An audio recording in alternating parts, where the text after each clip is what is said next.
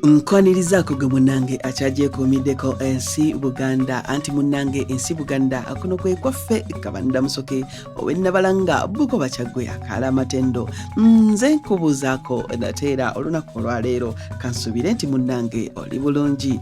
Munnange nno olunaku olwaleero munnange era nga bwe tweyama okukutuusaako byonna ebikwatagana ku Buganda, ensi Buganda okugyetooloola ebiri munda n'ebweru waayo. Nsaba olunaku olwaleero nkutuuseeko ebikwata ku Ssaabasajja Kabaka Ronald Muwenda Mutebi owookubiri. Ebyafaayo bye naawe obimanye. Siikuliiseyo nno munnange, Ssaabasajja Kabaka Ronald Muwenda Mutebi owookubiri yazaalibwanga ennaku z'omwezi 13 omwezi gwali gwakuna omwaka 1955 mu ddwaliro e Mulago ku ssaawa zaali 5 n'eddakiika 55 ez'enkya. Kabejja wa Ssekabaka Edward Frederick Luwangula Mutebi Muteesa owookubiri, Sarah Tolofaina Nalule ettu lya Mugema yali etikkira mu Bulaaya. Ssekabaka Muteesa ng'ali mu buwaŋŋanguse bwe yali ng'atakabanira ensi ye okutuuka ku bwetwaze. Oluvannyuma Kabejja yakomezebwawo e Buganda gy'abaazaalira. Oluvannyuma lw'okulangirira okuzaalibwa kw'omulangira waateekebwawo akabaga mu London. Muteesa kwe yasinziira okwogera nti mufunye kabaka. Ssekabaka Muteesa owookubiri kyamutwalira emyezi 6 nga tannalaba kumulangira ono kubanga yali akyali mu buwaŋŋanguse. Bwe yavaamu ng'ennaku z'omwezi 17 omwezi ogw'Ekkumi 1955 n'akomawo ku butaka oluvannyuma lwa kkooti okusalawo nti Gavana Andrew Cohen teyalina buyinza okumuwaŋŋangusa. Omulangira Mutebi mu mwaka gwa 1959 emisomo gye egya pulayimale yagitandikira mu Keebubwo Primary School, oluvannyuma eryatuumibwa Luwangula Primary School mu ssaza ly'e Bugangazzi nga baalibbula mu Ssekabaka Muteesa owookubiri. Mu kiseera kino amasaza Bugangazzi ne Buyaga ne Buweekula gaali gakyaliko okusika omuguwa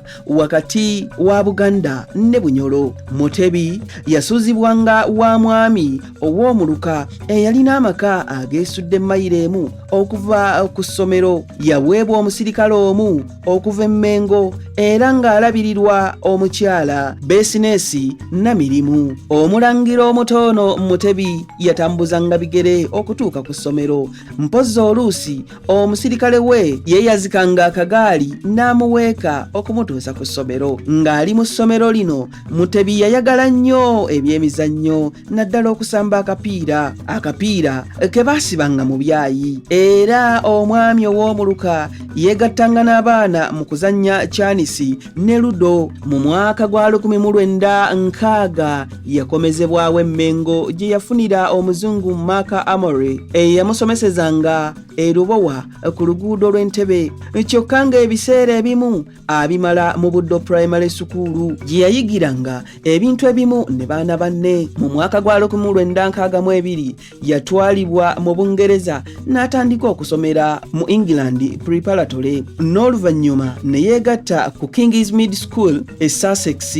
Ng'ali mu ssomero lino mwe yafunira amawulire ag'amagye agaali gaduumirwa Idi Amin Dada ku biragiro bya Milton Obote amagye bwe gaalumba olubiri lw'e Mmengo. Nga wayise emyezi 9 okuva ku kulumbibwa kw'olubiri, kyalangirirwa nga Ssekabaka Muteesa owookubiri bwe yali atuuse e Burundi era ng'eno gye yafunira ennyonyi eyamutuusa e Bungereza. Mu nnaku ntono ng'atuuse mu Bungereza, Ssekabaka Muteesa owookubiri yagenda ku ssomero Mutebi gye yali asomera n'amunnyonnyola ebyali bimutuuseeko. Mu mwaka gwa 1969 Mutebi yeegatta ku ssomero eriyitibwa Bridfield School nga ye muddugavu yekka eyalirimu. Yali mu ttiimu y'essomero ey'omupiira n'eya cricket ey'emisinde Ssebasinde ne Yasikwasi Kabaka Muteesa II yakisa omukono. Kyasalibwawo aziikibwe mu London mu ngeri ey'ekiseera. Okuziika nga tekunnabaawo, Kabaka Mutebi yatuukiriza akalombolombo k'okubikka akabugo ku njole ya kitaawe,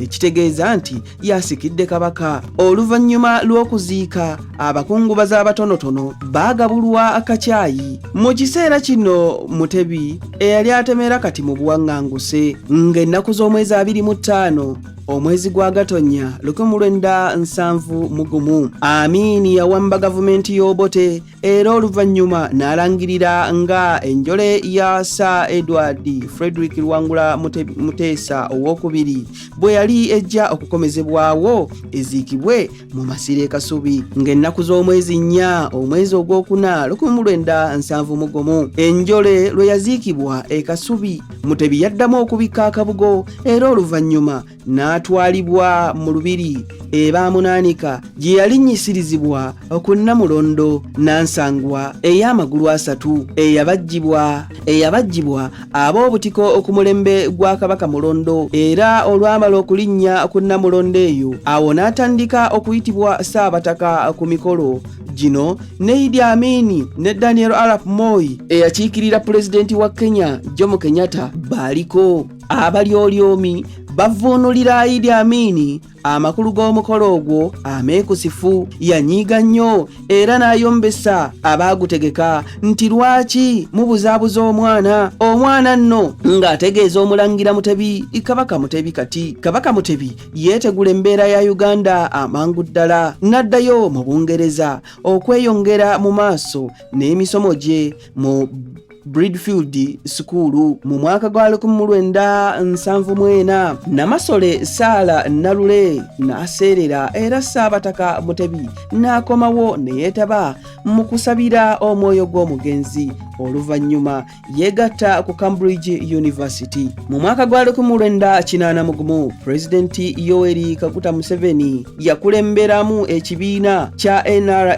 ne beesogga ensiko okulwanyisa effuga Billy Milton Obote, era ku nkomerero ya 1985 Ssaabataka Ronald Muwenda Mutebi II yajja mu Uganda ne yeenyigira mu lutalo. Museveni bwe yawamba obuyinza mu 1986 waayitawo emyaka 7 obwakabaka ne buzzibwawo mu mateeka, era Mutebi n'atikkirwa engule ku lusozi lw'ebyobuwangwa olw'Enaggalabi Buddo ng'ennaku z'omwezi 31 omwezi gwa Musanvu omwaka 1993. Abange ebyo nno bye bisaamusaamu bye nsobodde okukufunirako ku lunaku olwaleero, era nga nkakasa nga naawe obitegedde okuva leero, ate naawe abadde abimanyi mbikujjukizza. Kale tojjukanye era munzikirize nzire ennabalanga Bukoba Kyaggwe, tuddingana ate mu kitundu ekirala ng'ate nkuwa ebirala. Aye Katonda kuuma Namulondo.